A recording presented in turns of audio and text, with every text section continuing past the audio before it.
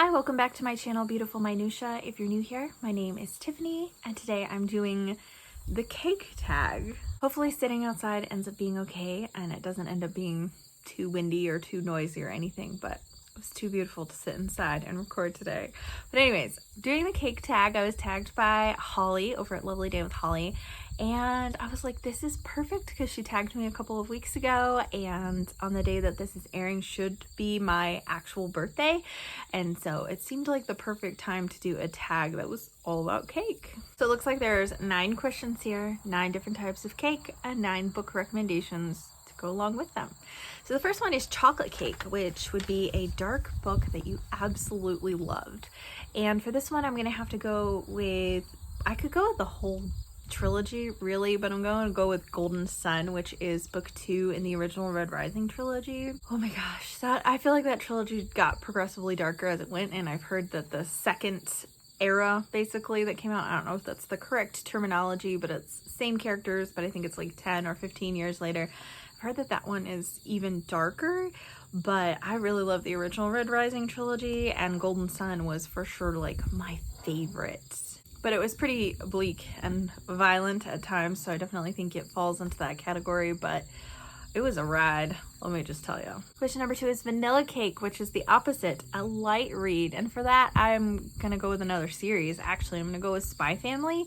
So far, I have read the first 5 volumes, and they are just so fun. I don't know, they're just like very like lighthearted and funny and like good found family vibes, and it's just really sweet and a lot of fun. And yeah, I have really enjoyed that series so far. Question number 3 is Red Velvet, a book that gives you mixed emotions, which is hilarious because I think that Red Velvet is like very mixed emotions. I feel like a lot of people say that they love it, but I don't get the hype because it's basically like not quite as good chocolate cake with red food coloring. So I don't really get the point.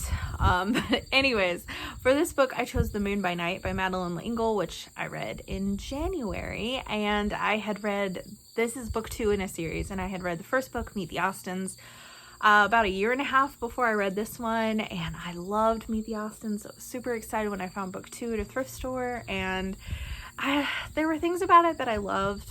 I love Madeline L'Engle's writing, and she had a lot of really beautiful nature descriptions because the family is going on this cross-country road trip, and they're camping everywhere across the country, and so there's a lot of beauty in that. And the main character is now in her early teen years. I think she's like 13 or 14, something like that, and she's grappling with a lot of things. She's grappling with, why do bad things happen if God is real and if God is good? And so there's some deep topics that are tackled there and explored, which I think are really good.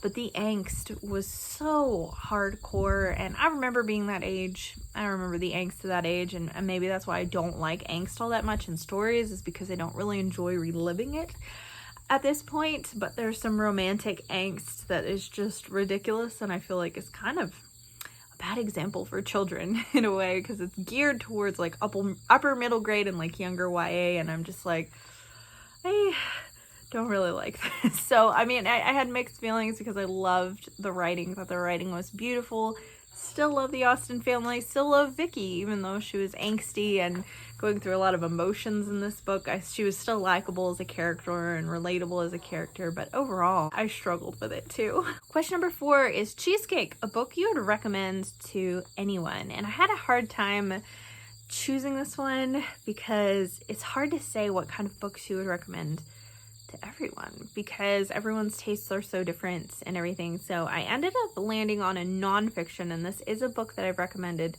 to quite a few people, and that book is Atomic Habits by James Clear. I think that this book is pretty popular and kind of well known, so it's not really revolutionary for me to be recommending this to people, but if you haven't read it, you really should, because it really revolutionized how I saw habit building and changing my habits and breaking bad habits and all those things. It changed how I saw that.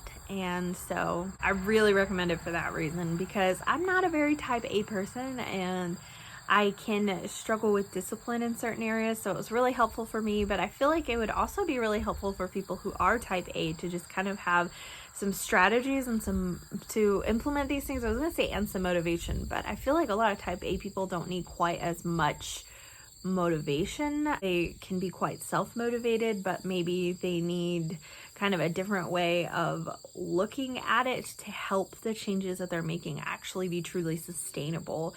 Because that was what it was for me, is that it really changed the way that I saw it in order for me to actually make small changes and make it actually like a sustainable thing. Because I tend to be the person that goes all in on habits and then I burn out and then it's over and I haven't made any progress really. Question number 5 is Coffee Cake, a book that you started but never finished, which who doesn't finish Coffee Cake?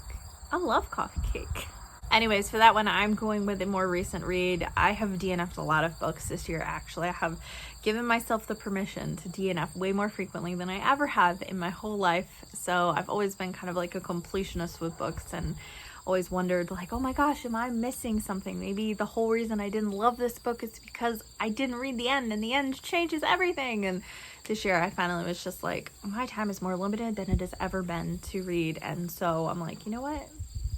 I'm gonna let myself let go of some of these. So a book that I very recently DNF'd that I have not even talked yet about on my channel is The Dispossessed by Ursula Le Guin. This is a classic sci-fi and a lot of people really love it. A lot of people really love her.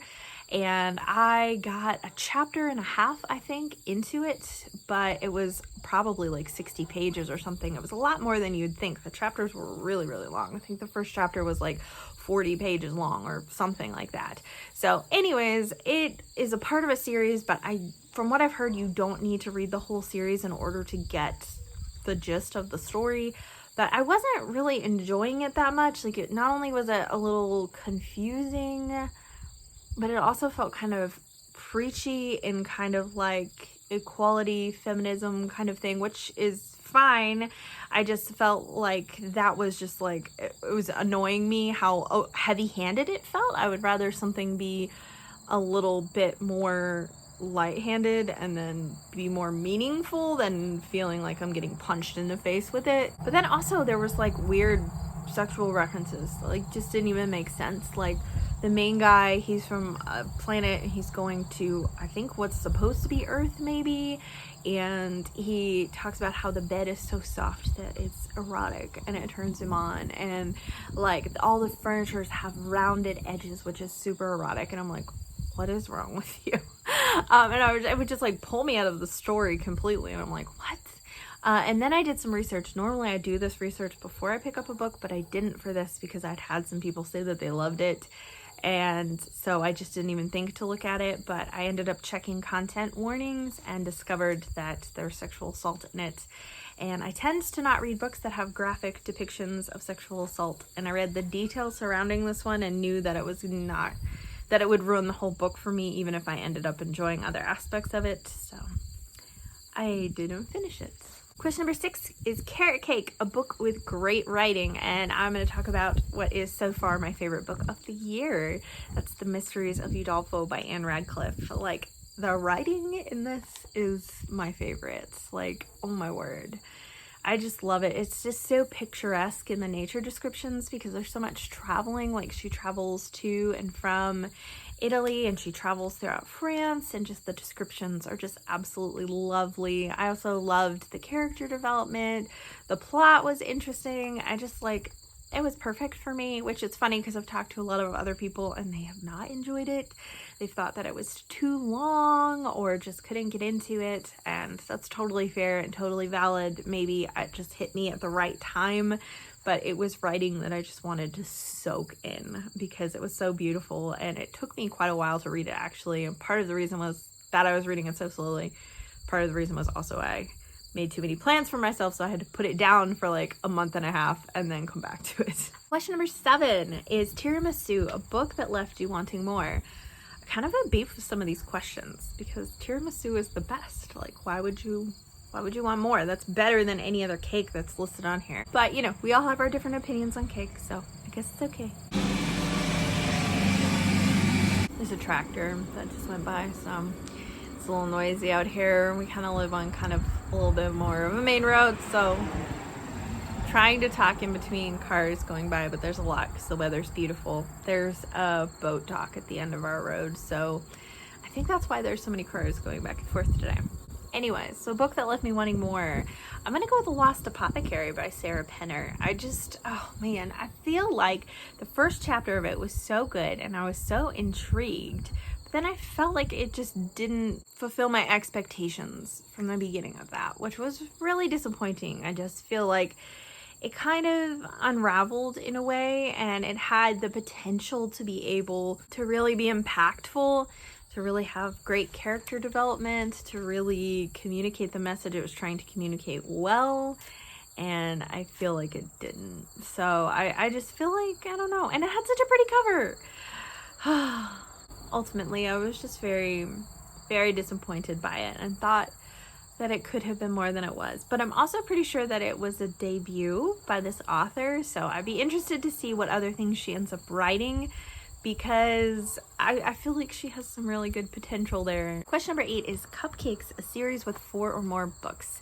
I have started a lot of fantasy series this year, so I'm gonna go with The Long Price Quartet by Daniel Abraham. I've read the first 2 books in that one so far, and I've had a lot of really wonderful things about it. So I have book 3, so hopefully I will start that semi-soon and be able to make a little bit more progress on it. And the last question, question number 9, is Fruitcake, a book that wasn't what you anticipated.